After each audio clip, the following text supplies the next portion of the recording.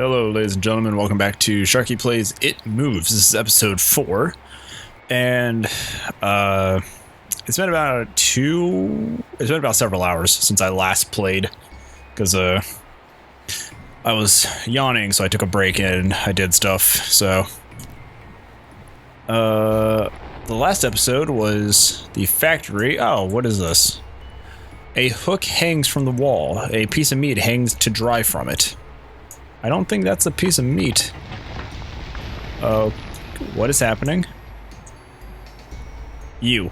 Earthquake? Don't think that's an earthquake. This way? This way? Do I just... That's a giant spider. Oh! Well, this is lovely. I think, another one. Another one. DJ Khalid. Alright. Whoa, what the fuck are you? You are not cool. This game is not cool.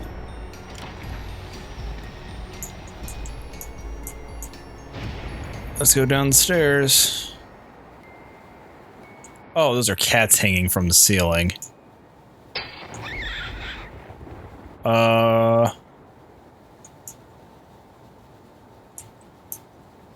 Can you not with the tilt shift? Or the,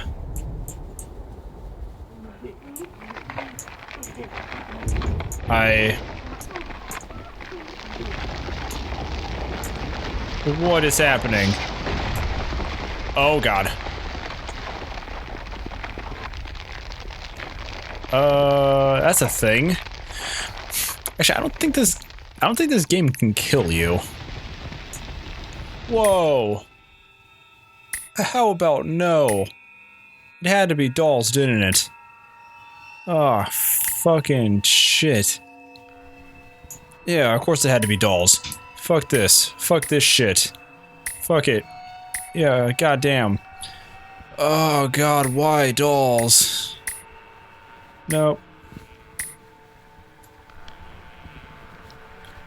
Oh, I don't know what I'm supposed to do here. Oh, they're not snapping anymore. Why dolls? Out of everything. Why did it have to be the dolls? And now there's babies crying, so that's awesome. Just fuck this game. Just fuck this game so much. It's great. It's a great game. It does what it's supposed to do. But fuck this.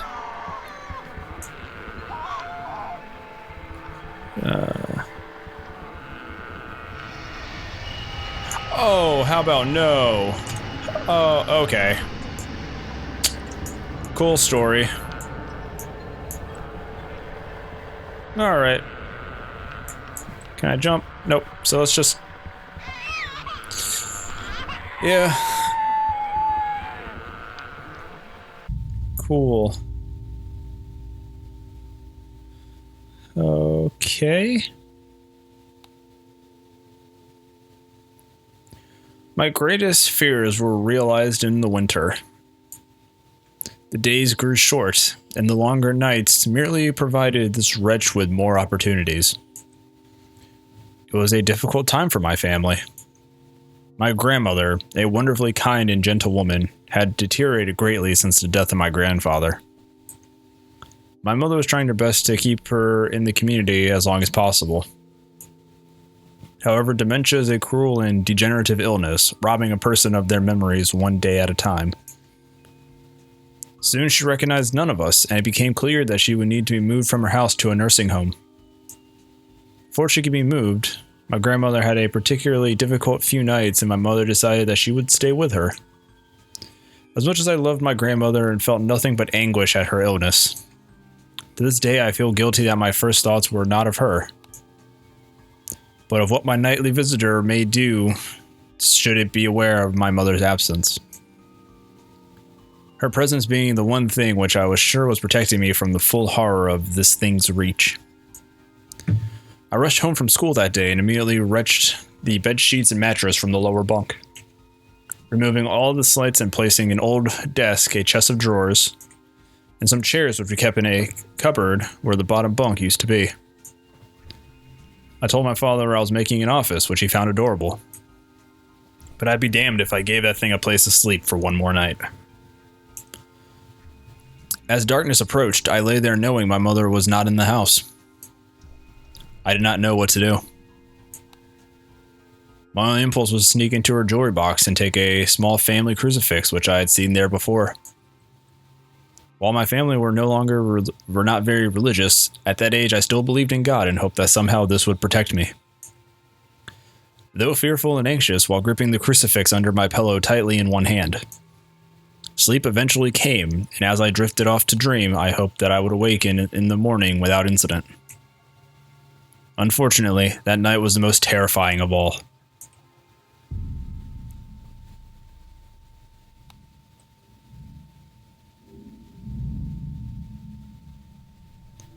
Chapter 5, Urban Explorer. All right, we're only halfway through today's episode, so let's just play Chapter 5 as well.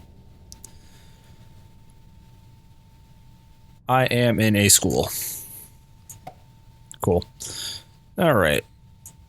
It says wolf. Is this... It says wolf. Okay. What are you? A poster for a play. A bunch of school books. It's, the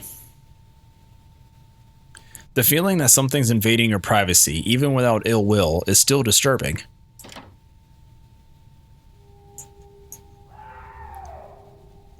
They're screaming. How about no? You are good. Is this a grenade? Good. Wait, is that? For a second there, I thought the woman on the chalkboard actually dimmed. Even if you don't know why they are here, you hold the greatest amount of fear for them. Oops. Yeah, I can agree with that. Even if, if you have a ghost and it's not trying to actively hurt you, it's still very disturbing knowing that it's there. The sounds of screams are awful. They are even worse when they are your own. Because I believe in ghosts. I don't know if I've ever told you guys that.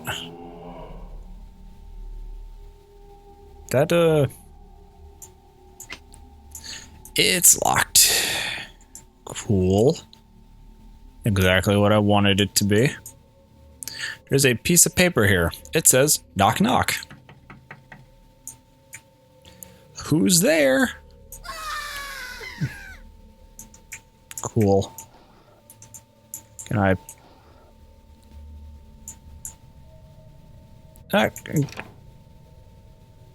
Oh, can we not?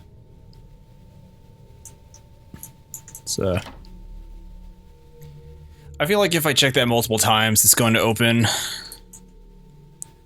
a writing desk with some school material on it.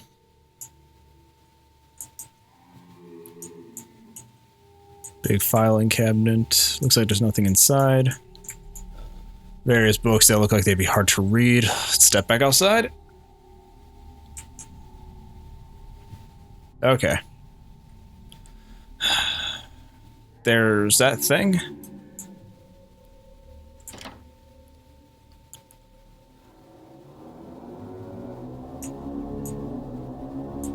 Not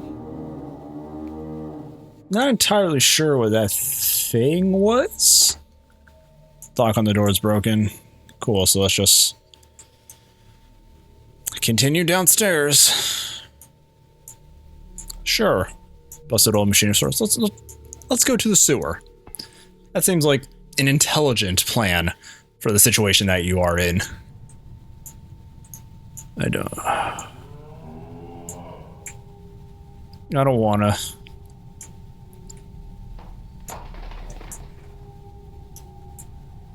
Okay.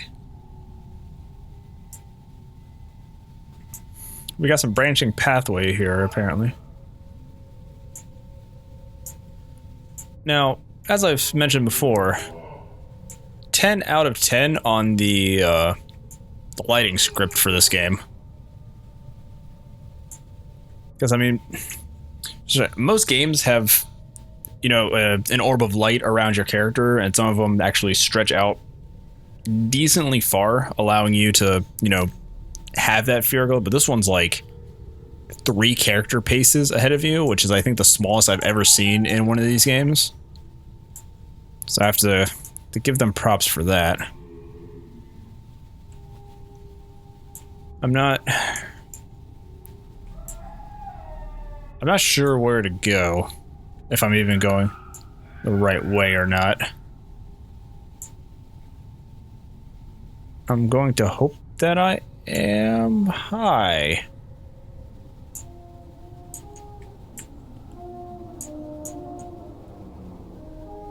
What are you doing? What the fuck is happening?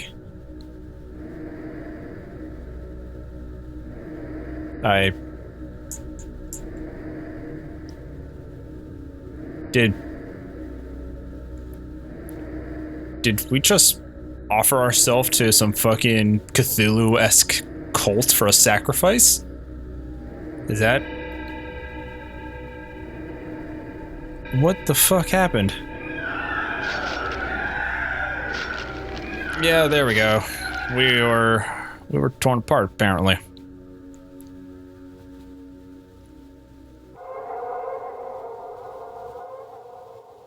And, what happens? You are awfully quiet nowadays. Is there something wrong, son? Nothing. Are you sure? Is there something wrong with your new room? Are you lonely without your brother? No. All right, then.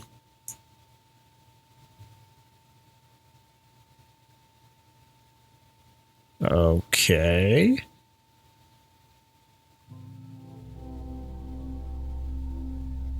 I woke gradually. The room was once again dark.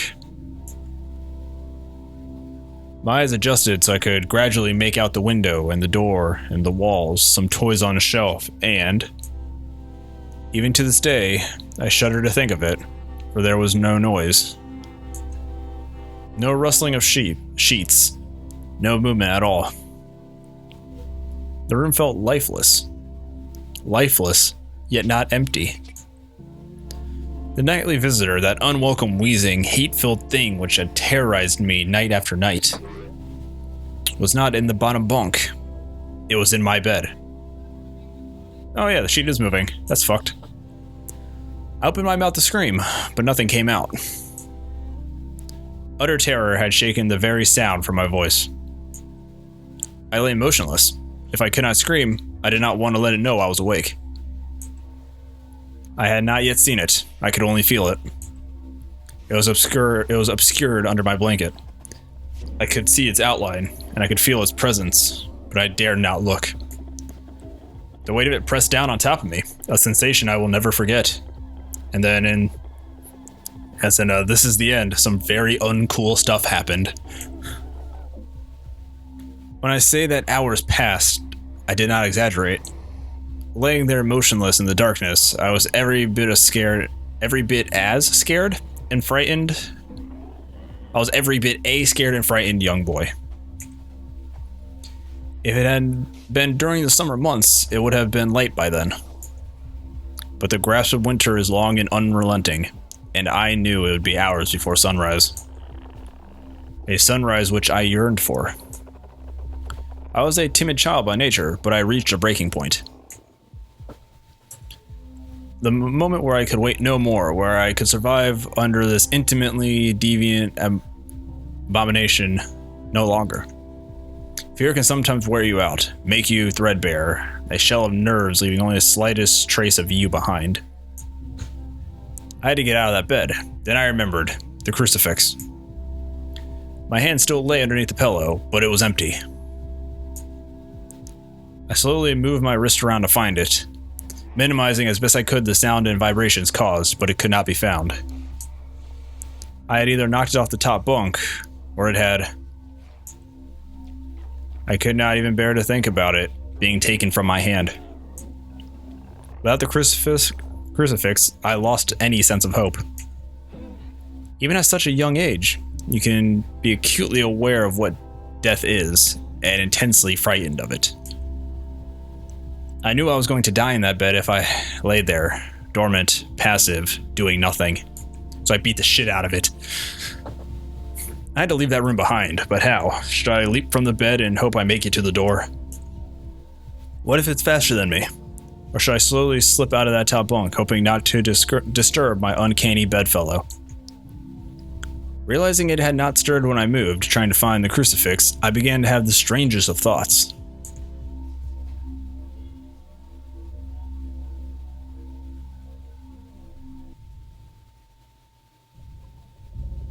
Chapter 6, The Abyss.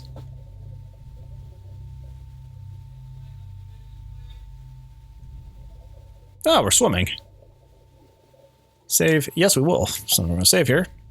And I'm going to call this an episode. So thank you guys for joining me on episode 4 of It Moves. I hope you guys are enjoying the playthrough so far. This game is really fucked up. And I don't know how much longer we have.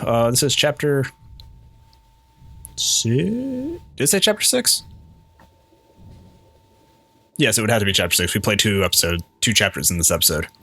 All right. So it's SharkyHat Gamer, and I'll see you guys on the next episode.